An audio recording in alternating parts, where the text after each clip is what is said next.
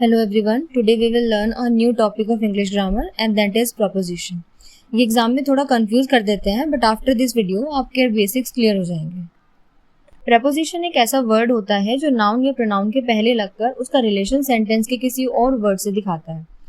Preposition के example है जैसे in, on, at, with, by etcetera. Preposition के कई टाइप्स होते हैं, place, time, direction, cause, instrument etcetera. Example के थ्रू समझते हैं.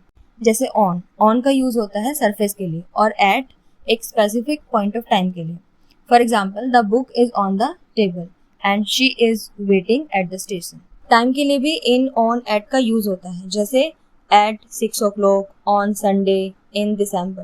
डायरेक्शन बताने के लिए भी हम टू, इनटू और ऑन टू का यूज करते हैं जैसे she is going to the market, he went into the classroom and the cat jumped on to the roof. Student सबसे ज्यादा गलती करते हैं रॉन्ग प्रपोजिशन के यूज में.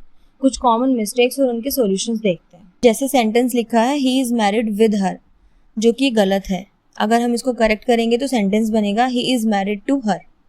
ठीक है. दूसरा सेंटेंस है she discussed about the problem, ये भी गलत है. इसका करेक्ट सेंटेंस बनेगा शी डिस्कस्ड द प्रॉब्लम.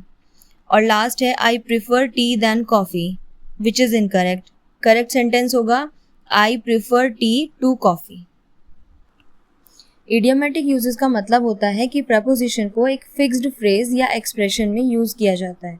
यानी प्रपोजिशन का लिटरल मीनिंग इम्पॉर्टेंट नहीं होता बल्कि पूरा फ्रेज एक स्पेशल और डिफरेंट सेंस देता है. फॉर एग्जाम्पल अगर मैं कहूँ एट अ लॉस, इसका मतलब होता है कंफ्यूज्ड या फिर समझ ना पाना. यहाँ एट का मतलब सिर्फ जगह बताना नहीं है बल्कि फ्रेज का एक अलग इडियोमेटिक सेंस है. इस तरह बाय हार्ट का मतलब होता है मेमोरी.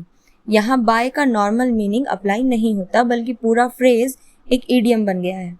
तो जब प्रपोजिशन को ऐसे फिक्स्ड एक्सप्रेशन में यूज किया जाता है जिनका अलग सेंस निकलता है उन्हें हम बोलते हैं idiomatic use of preposition.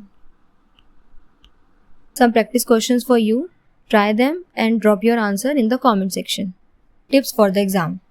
Fixed preposition को रट लो, इडियम्स को रिवाइज करो और हिंदी से इंग्लिश ट्रांसलेट करके प्रपोजिशन कभी मत लगाओ. Thank you.